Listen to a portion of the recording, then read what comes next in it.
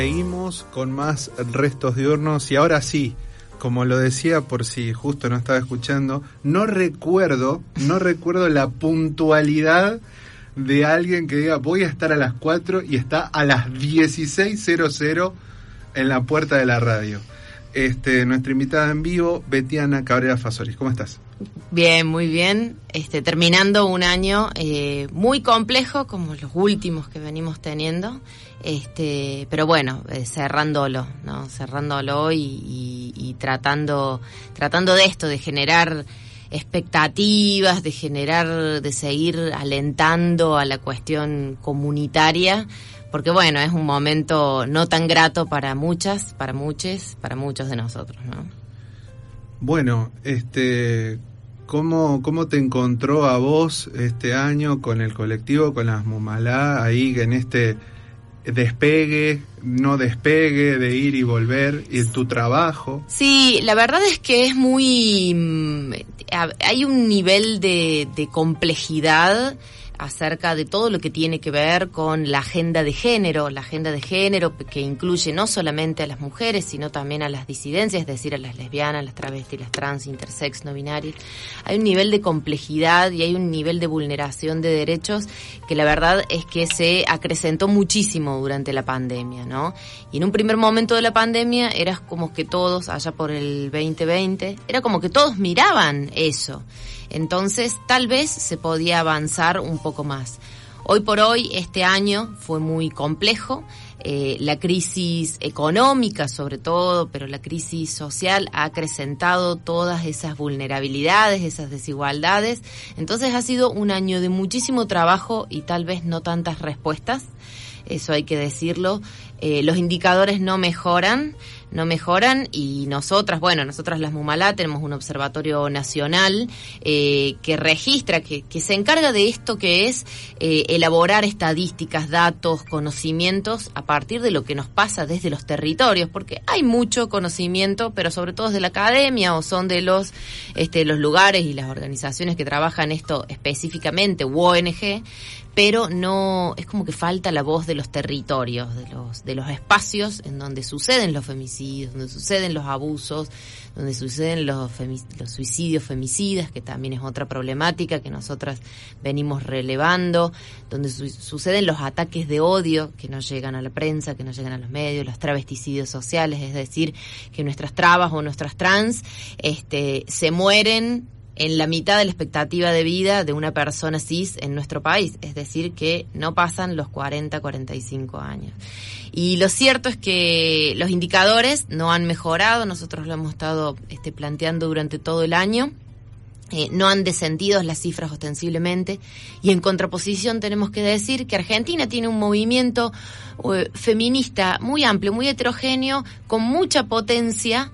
No obstante, eso no se canaliza, o eso fue tomado de alguna forma por las agendas políticas, pero todavía no ha demostrado tener sus cambios sustanciales en las realidades de nosotras.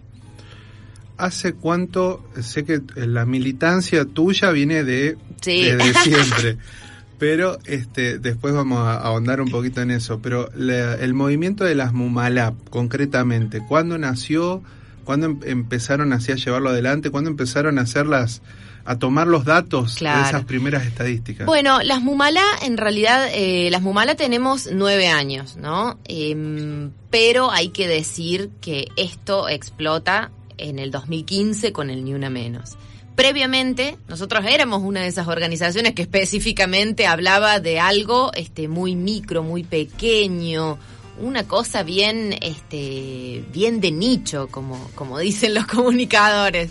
Y lo cierto es que posteriormente al 2015 se volvieron mainstream. Ahí es como que, bueno, además hay que decir, las redes sociales, la comunicación, la interpelación a los comunicadores, porque de la misma forma que nos interpelamos en el resto de las profesiones, también llegó una interpelación muy, muy profunda a la comunicación y a la cultura como reproductores de permanentemente de roles, estereotipos y miradas, bueno, fueron los primeros, yo creo que a los que señalamos.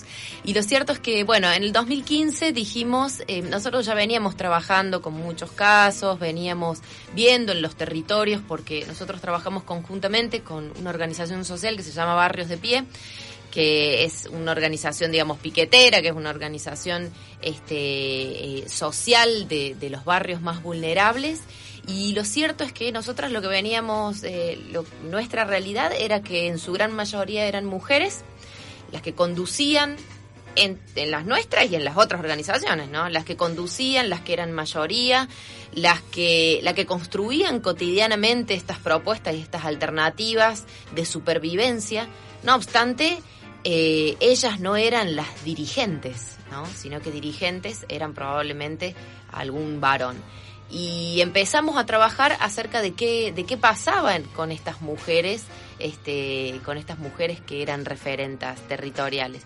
Y por supuesto, y ahí llegamos a lo que es la agenda de género, que básicamente, o por simplificarla, tiene que ver con la cuestión de la violencia de género, tiene que ver con el desigual acceso al conocimiento, el desigual acceso a la información, que incluso hasta hoy por hoy es más importante que el conocimiento, y también, por supuesto, el desigual acceso a los recursos, ¿no? Cuando hay una doble o una triple jornada, es decir, cuando yo, además de trabajar en un trabajo que es más flexibilizado, en un trabajo que es mucho más precarizado, debo volver a mi casa, atender hijos, hijas, si hay alguna persona con discapacidad o si hay alguna persona mayor, y además de eso, yo trato de trabajar comunitariamente, de colaborar, militar comunitariamente, a eso le llamamos la triple jornada, y eso va en detrimento del desarrollo de todas nosotras. Eso está medido,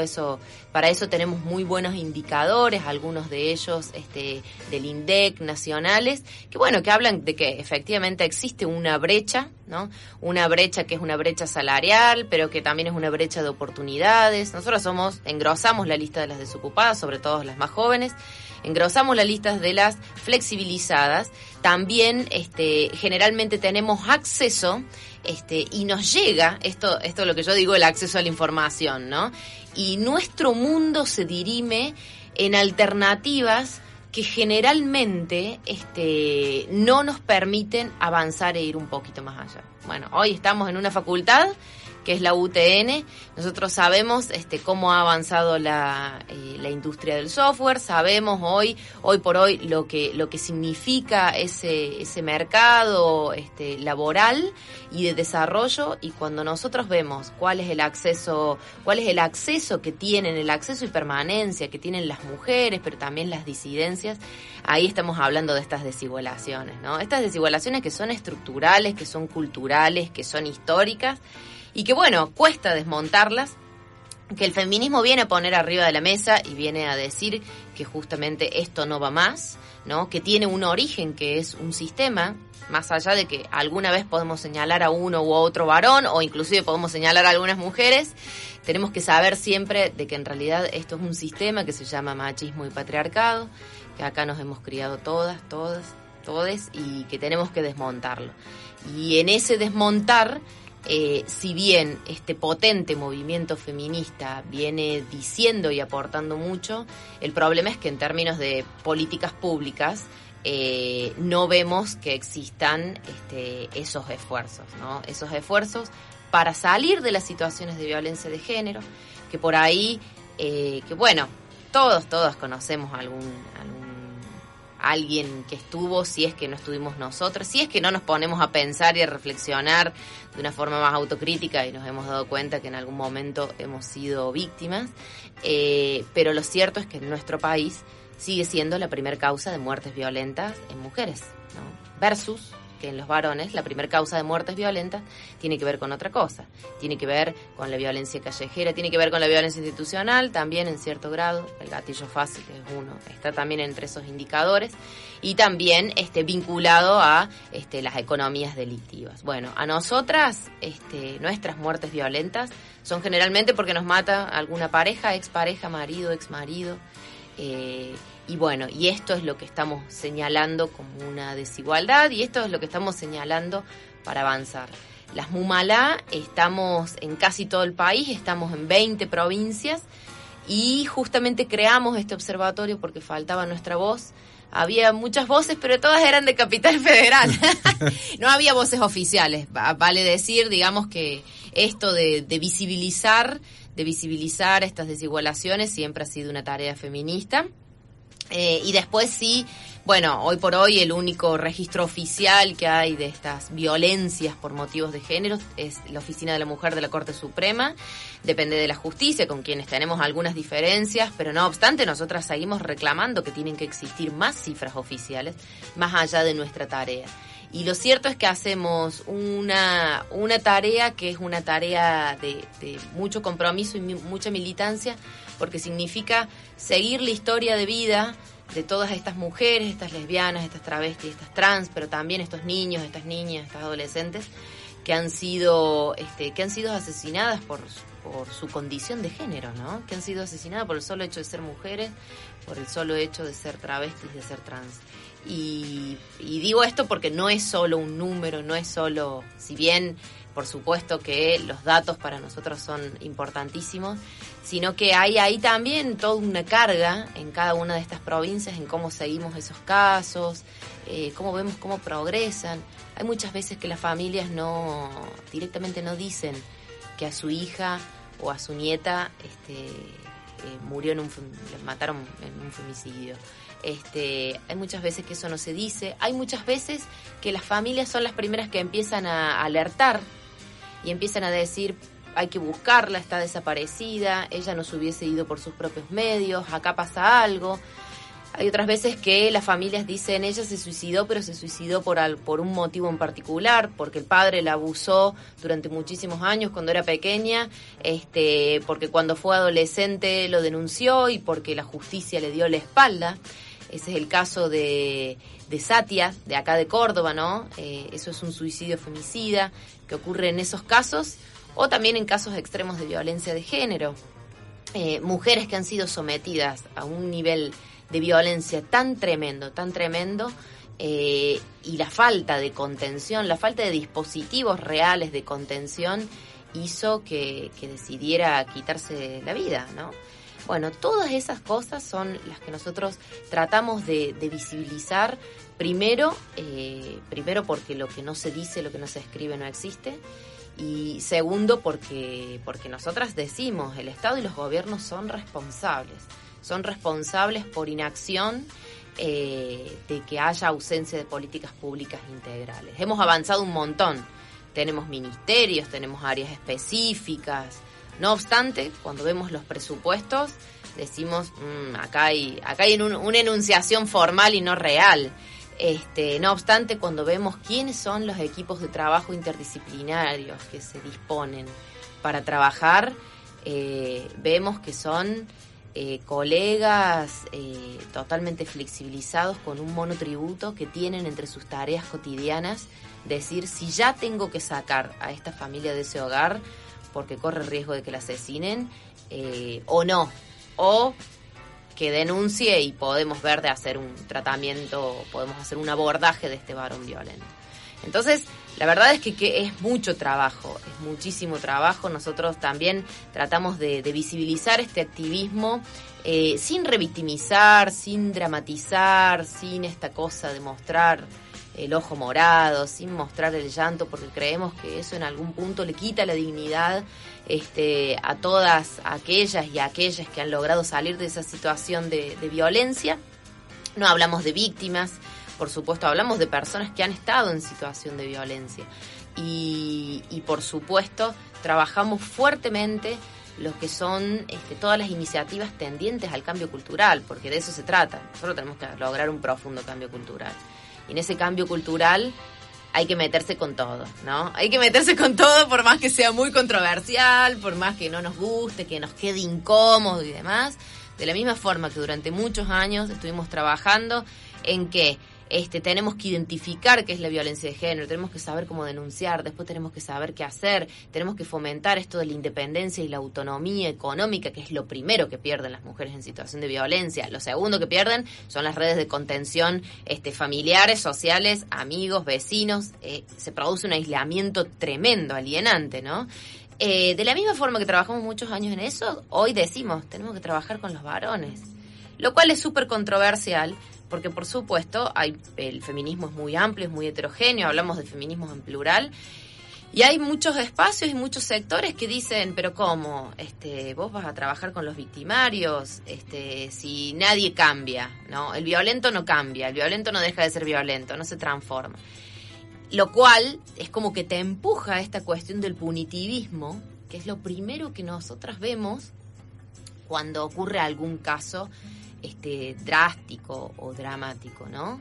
El creer que por aumentar las penas, el creer que por meter a todos en la cárcel, el creer que bueno, matémoslo, ¿no? Salgamos a hacer justicia por mano propia y demás, el creer que con eso se soluciona. Y lo cierto es que el punitivismo no sirve ni para la violencia de género, no sirve ni para los delitos penales comunes, no sirve para absolutamente nada el punitivismo, y de eso ya, por suerte, ya tenemos mucho escrito, pero es un debate permanente, ¿no? Las feministas no somos punitivistas. Entonces decimos, hay que trabajar con estos varones violentos, por un lado. Nuestro observatorio registró en lo que va del año que el 22% de los femicidas tenían denuncias previas, ¿no?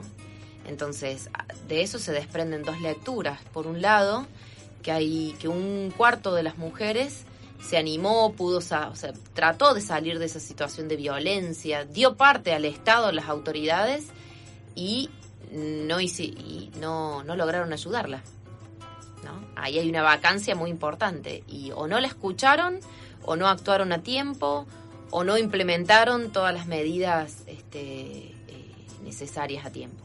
Y por otro lado, la otra lectura es, ese es un femicidio por ausencia total del Estado, porque una cosa es tener un varón denunciado por violencia de género, por una agresión, por una amenaza, y otra cosa es tener un femicida, ¿no? Ahí se podría haber hecho lo que se llama prevención secundaria.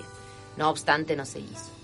Y ni hablar de todos nuestros amigos, hermanos, familias, padres y demás, que justamente están mirando esto que significa la potencia del movimiento feminista, que resignifica muchas cosas.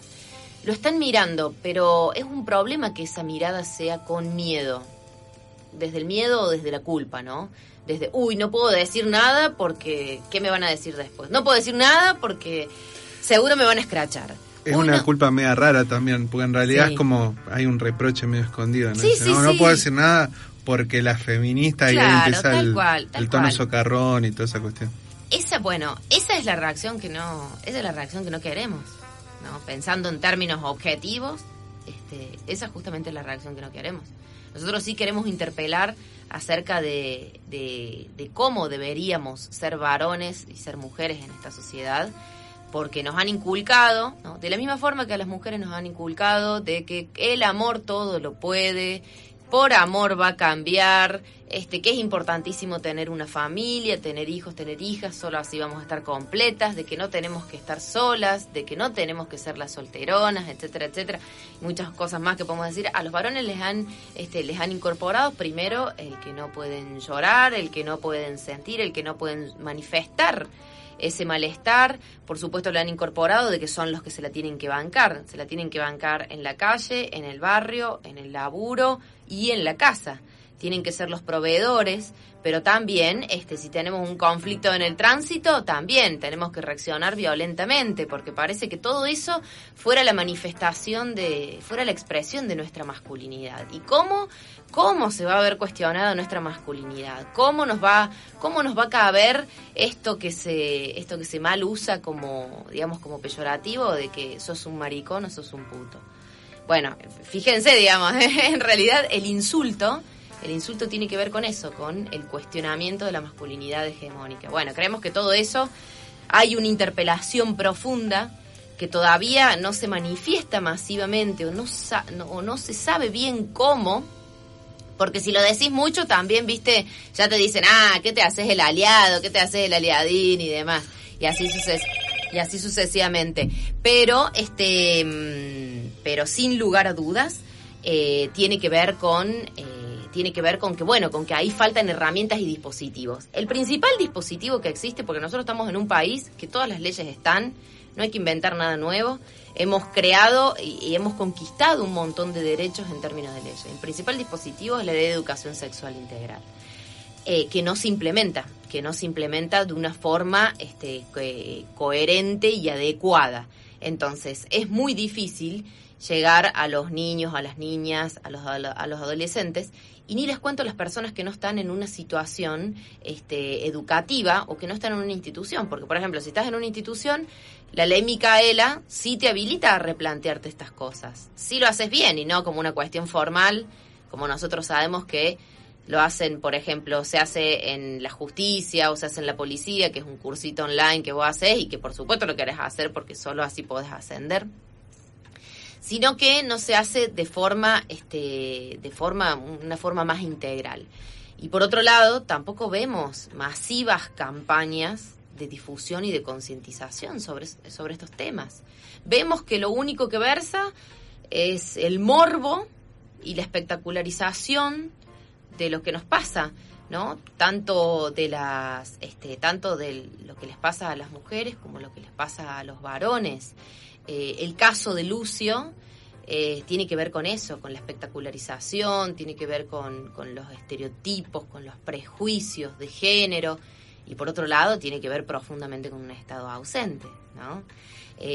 Por otro lado, los casos de femicidios que se siguen repitiendo, también caemos siempre en el morbo y en no interpelarnos profundamente de qué es lo que conduce y qué es lo que lleva a un varón a creerse dueño del cuerpo, de la vida de una mujer, ¿no? Y sin lugar a dudas, eso, bueno, es mucho más profundo y requiere de muchos esfuerzos. Con el tema de Mumalá, dos cosas. Quería saber, me da curiosidad, cómo es esa interrelación de las provincias, que seguramente en alguna provincia afloran más casos, en otras se ocultan más, tienen menos herramientas seguramente. ¿Cómo se hace, cómo trabajan coordinadas en todo el país? Y también me gustaría saber si hay como alguna, más allá de las observaciones, de los datos y demás, si hay proyectos concretos hacia la sociedad. Sí, bueno, es hiper desigual la situación en las provincias, es muy desigual, ¿no? Y lo cierto es que nosotros trabajamos en equipos provinciales, bueno, tenemos 4 compañeras que se encargan también de otra provincia más, porque solo tenemos 20 equipos, y la verdad es que bueno, en esa desigualdad y en esa heterogeneidad también vamos aprendiendo un poco de nosotras. Nosotros hemos desarrollado un dispositivo práctico, basado en la practicidad, porque bueno, para contar alguna cuestión concreta, por ejemplo, las compañeras de Formosa son compañeras que ni siquiera los medios, nosotros usamos de base de datos los fuentes secundarias que se llaman, es decir, los medios de comunicación, las redes sociales y redes de organizaciones o instituciones especializadas en el tema. Entonces, por ejemplo, las compañeras de Formosa, el acceso que existe a Internet en una provincia como Formosa es súper desigual comparándola, por ejemplo, con Córdoba, ¿no? O con Buenos Aires. Entonces, tuvimos que generar un dispositivo que tiene que ver con esto, que tiene que ver con permanentemente estar detectando mediante alertas. Hemos trabajado ahora conjuntamente con compañeras de otros países, algunas que están trabajando en el MIT en el MIT de Massachusetts, en un sistema de inteligencia artificial para ayudarnos con esto de lo que son los buscadores a detectar las cosas que nos dan indicio de que podría ser un femicidio, podría ser un travesticidio, un transfemicidio, porque lo tenemos que sacar de la oscuridad prácticamente, ¿no? No en todos lados tenemos redes de periodistas, no en todos lados tenemos los medios de comunicación que tienen perspectiva de género para comunicar esto. Entonces, hemos generado un dispositivo que permite muy simplemente ingresar los datos por provincias, ¿no? Ingresar los datos disponibles hasta el momento, después se pueden ir completando o cambiando. Por ejemplo, nosotros decimos está prófugo, el femicida. Bueno, eso hay veces que se modifica y cambia porque o está prendido o se suicidó, digamos. Y así continuamos. Eso se ingresa por provincia y nosotros hacemos un informe mensual en el cual decimos la cantidad de casos. Hay provincias que no han tenido ningún caso. Por ejemplo, desde hace 2 años, Tierra del Fuego no tiene ningún caso. Hay otras provincias que tienen muchísimos casos. Buenos Aires, estamos hablando de que mensualmente estamos registrando casi 40 casos, 50 casos. Pero bueno, esto sería muy... no sería adecuado decir, en Buenos Aires hay más casos que en todos lados. Porque en realidad nosotros para esto utilizamos tasas, que esa es como la unidad de medida, ¿no? Por cada 100.000 mujeres, y también agregamos las identidades feminizadas, ¿no? Entonces vamos haciendo esos informes mensuales. Bueno, ese ingreso de datos nos va nosotros directamente a un soporte, a una planilla de donde sacamos las estadísticas y demás, y vamos haciendo nuestros informes. Paralelamente, en muchas provincias trabajamos con familiares de víctimas, permanentemente, sobre todo aquellas que reclaman justicia. Y bueno, y hay datos que hay que ir desnudando mucho más lentamente. Hay veces que no se publica, pero sí lo publica la familia en una red social. Y bueno, ahí hay que desandar un ovillo. Por suerte, también este trabajo va acompañado de un trabajo muy importante de lograr alianza con periodistas con perspectiva de género, que acá en Córdoba por lo menos podemos decir que sí lo tenemos. Hay muchas veces que nosotros le estamos pasando casos a los periodistas y los discutimos con los periodistas. La verdad que la justicia no habla con nosotras, digamos, no es que nosotros le podemos llamar por teléfono a un fiscal, eso sí debería ser así, pero no podemos, ¿no? Llamamos por teléfono a un fiscal y le decimos, mirá, tengo duda con este caso, esta situación y demás. Eso no lo podemos hacer, pero por ejemplo los periodistas sí lo pueden hacer. Entonces, para eso es importantísimo tener estas alianzas para poder visibilizar. Y en ese sentido, además de, por supuesto, registrar femicidios, intentos de femicidios, que son muchísimos más que los femicidios, de registrar los que son los travesticidios sociales, que son las muertes a causa social de las travestis y las trans en nuestro país. También que registramos los suicidios femicidas y las otras muertes. Porque, por ejemplo, también esto es algo en lo que se ha avanzado internacionalmente en la normativa, en las convenciones. También sabemos que hay una vulnerabilidad de género en lo que son las nuevas economías delictivas y las estrategias de supervivencia, ¿no? Nosotras sabemos que mueren, que la mujer que muere, por ejemplo, en un búnker narco en Rosario, muere con otras desigualaciones. No, nosotras hoy si miramos las cárceles federales de Argentina, vemos que en la población femenina el 90% es por causas de narcomenudeo, ¿no? Asociadas a estas estrategias de supervivencia que son por supuesto delictivas.